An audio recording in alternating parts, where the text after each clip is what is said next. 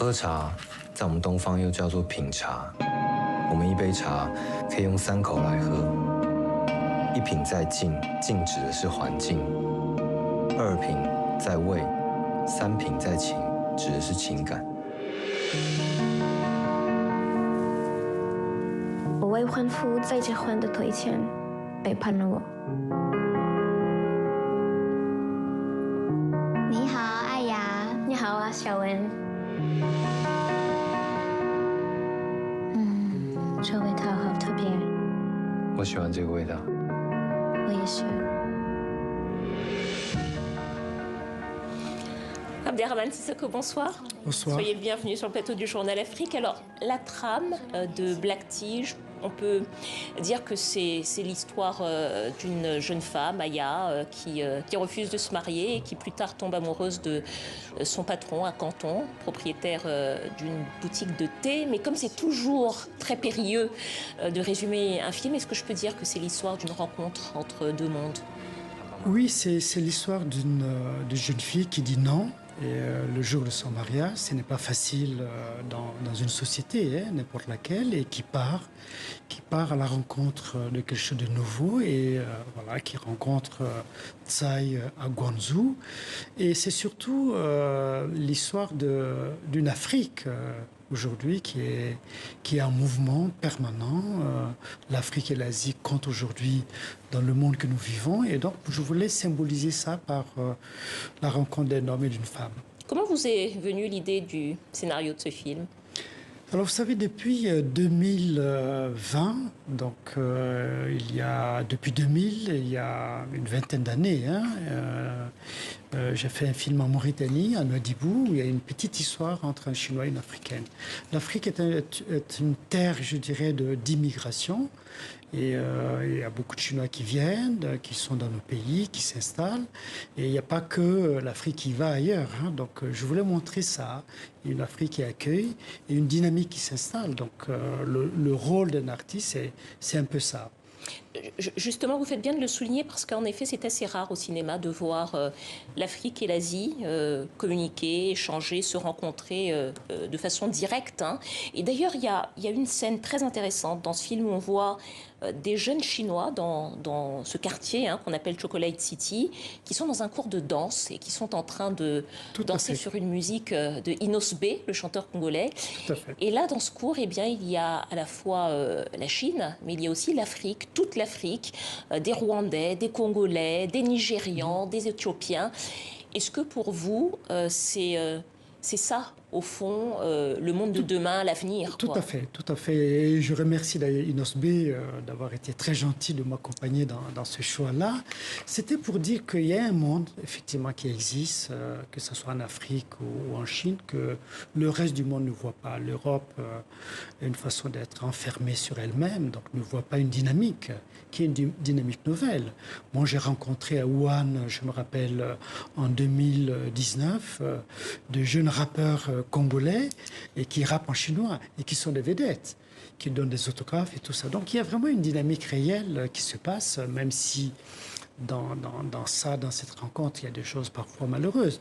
Mais dans l'ensemble, il y a quelque chose vraiment de très, très intéressant qui se passe. Et je voulais montrer ça, raconter ça, et c'est passionnant. Alors, vous parlez à juste titre d'enfermement, parce que c'est aussi un film qui raconte ce que les individus sont capables de partager au-delà de leurs différences. En l'occurrence, pour Aya et Tsai, c'est l'amour du thé, mais c'est aussi un film qui parle d'individus qui tentent de se libérer et d'échapper à des contraintes sociales très fortes. Oui, tout à fait. Moi, je pense que souvent, le problème, c'est qu'on caricature les peuples, souvent. L'Afrique est parfois caricaturée, la Chine aussi. On dit les Chinois sont comme ça. Voilà, et c'est dit, et c'est pas ça la réalité. Les gens sont simples aussi, il y a une vraie dynamique, il y a des Chinois qui sont très ouverts aux autres. Mais il faut dire que la Chine a été longtemps fermée. Et donc, elle s'ouvre. Et en ce moment-là, il y a la méconnaissance de l'autre, il y a des rejets, comme il y en a eu souvent en Europe aussi. L'Europe n'a pas été toujours bienveillant, même vis-à-vis d'Italiens ou de Portugais. Et donc la Chine vit ce moment-là, Et moi, je pense que c'est une transition et que ça va changer. On voit, et vous les citez bien, des jeunes Chinois qui apprennent à danser la danse africaine. Et ça, c'est quand même c'est important. C'est important de le souligner. Alors, dans ce film, comme dans tous vos films d'ailleurs, on retrouve votre goût de filmer les paysages et les beaux paysages. On va peut-être en voir certains. On a vu des paysages de champs de thé dans ce film, puisque vous avez filmé dans plusieurs endroits. Hein. Vous avez à la fois filmé à Taïwan, en Côte d'Ivoire, au Cap-Vert également. Donc vous avez filmé dans ces pays-là. On a vu ces très beaux paysages et on voit dans le film de magnifiques paysages de champs de thé. Et je vous parle de ça parce que vous êtes très engagé aussi dans la protection de l'environnement et notamment chez vous en Mauritanie. Tout à fait, tout à fait. Et c'est une thématique qui apparaît souvent dans oui, vos tout films. à fait. Alors, merci de l'évoquer parce que je fais partie de la société civile et je ne fais pas que des films. Et moi, je m'intéresse à mon pays. Là, on voit des images, vous allez peut-être les commenter pour vous. C'est un lac asséché. Alors, nous sommes dans le Trarza, en Mauritanie. La Mauritanie est un très, très beau pays. Et là, ça, c'est un lac naturel qui est asséché, voilà, nous voyons.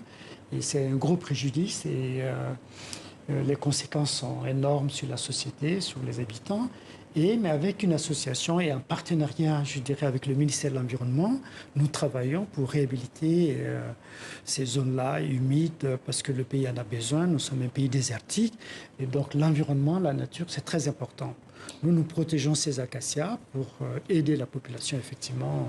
Voilà, je parlais de ça parce que cet attachement que vous avez à la protection de l'environnement se retrouve aussi dans vos films. Et pour revenir à votre film Abderrahmane Sissako, peut-être sur la partie budget, finance, votre dernier film, Timbuktu, a été multiprimé, meilleur réalisateur, meilleur film, au César, Palme, à Cannes. Est-ce que pour un réalisateur comme vous, avec tout le palmarès que vous avez, vous êtes encore dans un combat pour décrocher des financements, ou bien est-ce que c'est plus simple pour quelqu'un comme vous? Je rappelle peut-être que la Côte d'Ivoire notamment et le Sénégal ont participé aussi au financement de votre film. La Côte d'Ivoire. La Côte d'Ivoire seulement. La Côte d'Ivoire seulement et le Cap-Vert aussi a eu une forme de participation, tout comme la Mauritanie. Ce sont des participations symboliques, mais c'est important quand on produit un film, c'est important que les États s'engagent, quels que soient les moyens qu'ils mettent. L'exemple de la Côte d'Ivoire. Les États africains le font davantage aujourd'hui, vous trouvez? Un peu plus, je dirais. Il n'y a pas vraiment, donc pour quelqu'un comme moi, j'ai la chance aussi d'avoir commencé un peu plus tôt, donc je fais. Voilà, donc le Sénégal qui n'a peut-être pas contribué, mais en tout cas la Côte d'Ivoire a contribué, le Cap-Vert également. Je rappelle le titre de votre film, Black Tea, à voir au cinéma avec une mention spéciale pour la musique, avec de grands artistes africains. Merci à vous, Abderrahmane Sissako. Merci.